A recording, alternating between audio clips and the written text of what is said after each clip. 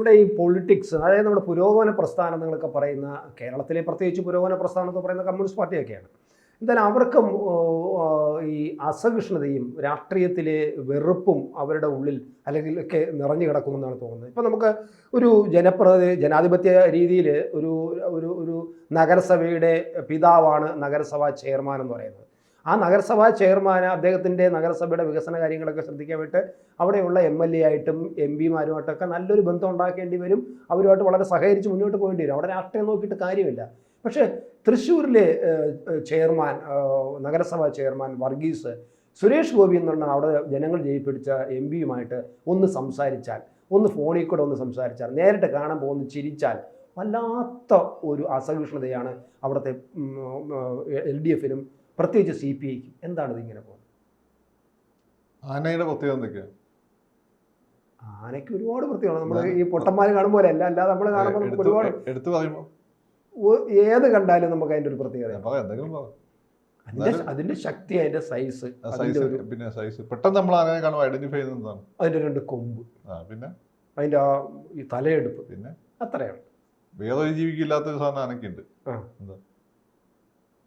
കൊച്ചു കണ്ണ, തുമ്പിക്കൈ, ഓക്കെ, ഇത്രയും വലിയ ചെവി, തുമ്പിക്കൈയും വലിയ ചെവിയും, ഓക്കെ.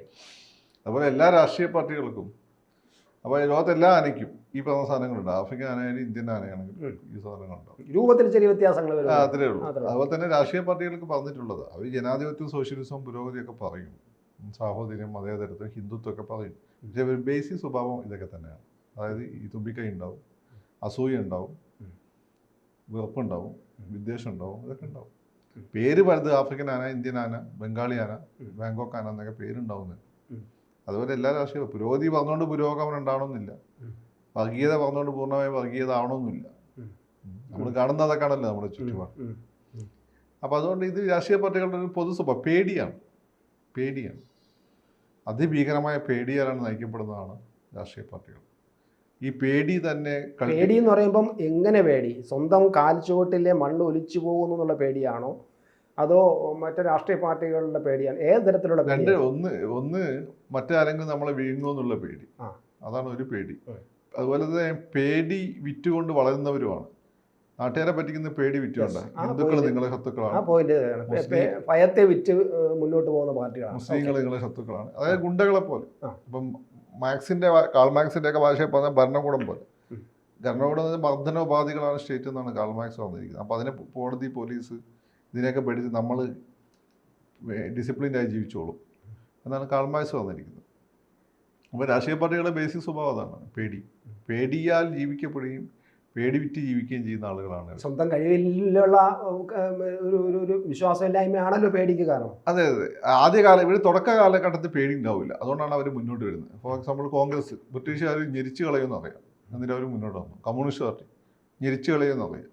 BJP ഇവന്മാരെല്ലാം കൂടി കേസ് കൊടുക്കുമെന്നൊക്കെ അവർക്കറിയാം, എന്നിട്ടും അവർ വന്നു. ശിവസേന, കേരള കോൺഗ്രസ്, അവരൊക്കെ ഫസ്റ്റ് ജനറേഷന് പേടി ഉണ്ടാവില്ല. അവർക്ക് സ്വപ്നങ്ങളും വലിയ വലിയ ആശയങ്ങളുമാണ്. സെക്കൻഡ് ജനറേഷൻ തൊട്ട് ഇവരുണ്ടാക്കി മറ്റൊരു താല്പര്യങ്ങൾ ഉണ്ടാവില്ല. സെക്കൻഡ് ജനറേഷൻ തൊട്ട് ഇവരുണ്ടാക്കിയ കസാരകൾ കണ്ടിട്ട് അത് കണ്ട് കൊതിച്ചു വരുന്നവന്മാരെ, അവന്മാർക്ക് പേടിയാണ്, കൂടെ നിൽക്കുന്നവനെ പേടിയാണ്. അപ്പോൾ കൊള്ളാവുന്ന ഒരുത്തിന് വളർന്നു വരാൻ അവർ സമ്മതിക്കില്ല. ആ മൂന്നാമത്തെ ജനറേഷൻ ഏറ്റവും എല്ലാ രാഷ്ട്രീയ പാർട്ടികളും അതിൻ്റെ പ്രത്യയശാസ്ത്രമായി മരിച്ചിട്ടുണ്ടാവും. പിന്നെ ഈ പറയുന്ന കച്ചവടക്കാരുടെയും ഈ കൊള്ളക്കാരുടെയും പിടിച്ചോദിക്കാരുടെ കേന്ദ്രമായിട്ട് അത് മാറും. അതിൻ്റെ ഇടയ്ക്ക് 1-2 നല്ല മനുഷ്യന്മാരുണ്ടാവും. ആ നല്ല മനുഷ്യന്മാർ ഇവർ ഞെരുക്കി കളയും. അവർ മിണ്ടിക്കഴിഞ്ഞാൽ അവർ പാർട്ടി വിട്ടുതരാം. എല്ലാ പാർട്ടിയും സംഭവിക്കുന്നതാണ്.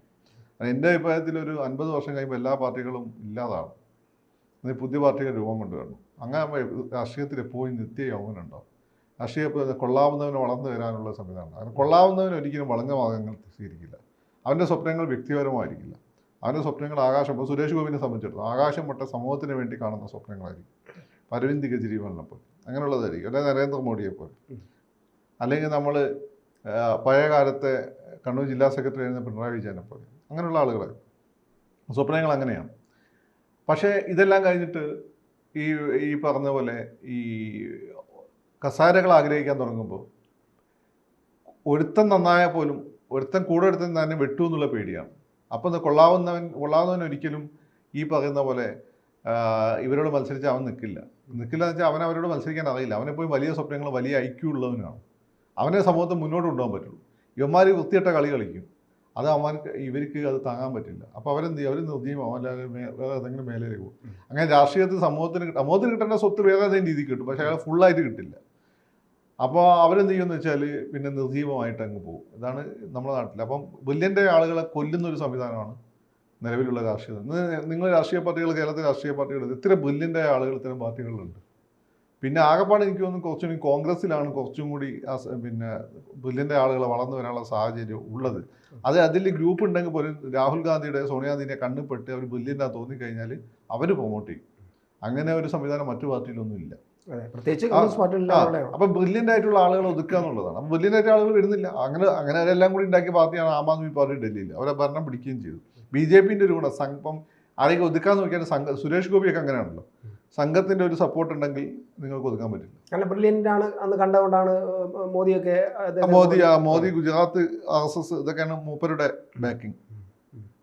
അപ്പോൾ സാധാരണ രാഷ്ട്രീയ പാർട്ടി അതില്ല. നിങ്ങൾ നോക്കിയോ, കേരള കോൺഗ്രസിൽ എത്ര വളരാൻ പറ്റും, CPI എത്ര വളരാൻ പറ്റും, CPM എത്ര വളരാൻ പറ്റും? സമ്മതിക്കില്ല.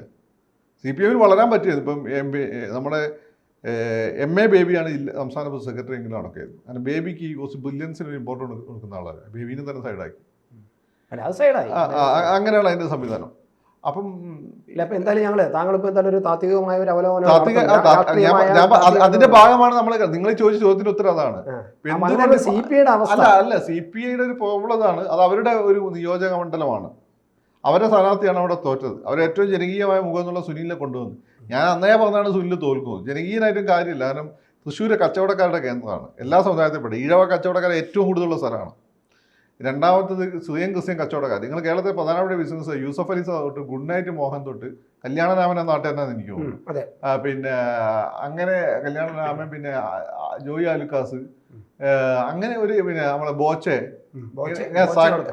സകല ടീം ആ നാട്ടിലാണ്. പിന്നെ ഇപ്പൊ ജയിലിൽ കിടക്കുന്ന ഹിഷാമുണ്ട്, മറ്റേ സെക്യൂരിറ്റിക്കാരനെ കാതലിച്ച് കൊല്ലാന്ന്. അയാൾ വലിയ ബിസിനസ് തന്നെ, കാജാബീഡി. ഇങ്ങനെ സകല ബിസിനസ്സുകാരുള്ള സ്ഥലമാണ് കൊല്ലം. എല്ലാ കമ്മ്യൂണിറ്റി, ആലപ്പുഴ സകല ബിസിനസ്സുകാരുള്ള, തൃശ്ശൂർ, ഇത് സകല ഈ കൊല്ലം, ആലപ്പുഴ, തൃശ്ശൂരാണ് ശരിക്കും വലിയ ബിസിനസ്സുകാരുടെ. അതുകൊണ്ടാണ് ഈ വരുന്നത്. ഈ തൃശ്ശൂർ എന്ന് വെച്ചാൽ ഏറ്റവും കൂടുതൽ ബിസിനസ്സുകാരുള്ളത്.